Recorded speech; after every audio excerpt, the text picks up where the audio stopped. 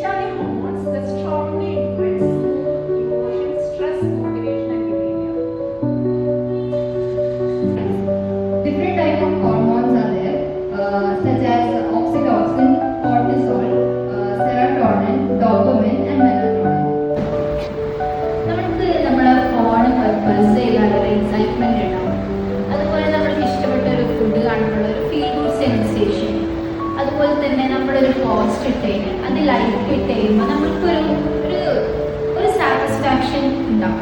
അത് എന്തുകൊണ്ടാണെന്നുള്ളതിൻ്റെ ആൻസറാണ് ഡോപ്പമിൻ എന്ന് പറയുന്നത്.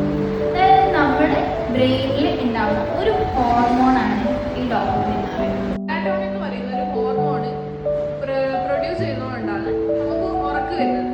ഇരുട്ടിന്റെ റെസ്പോൺസ് ചെയ്യും. ഇരുട്ട് ഉണ്ടാകുന്ന സമയത്ത് എസ്പെഷ്യലി നൈറ്റിലാണ് ഈ ഒരു മെലാറ്റോണിൻ ഹോർമോൺ റിലീസ് ആകുന്നത്. അതുകൊണ്ടാണ് നമുക്ക് ഉറക്ക് വരുന്നത്. സെറോട്ടോണിൻ എന്ന് പറയുന്നത് ഒരു ഹാപ്പി ഹോർമോണാണ്. അത് നമ്മുടെ മൈൻഡിനെ കാമാക്കാനും ഹാപ്പിനെസ് കൺസിസ്റ്റന്റ് ആയിട്ട് നിലനിർത്താനും ഹെൽപ്പ് ചെയ്യുന്നു സെറോട്ടോണിൻ എന്ന ഹോർമോൺ.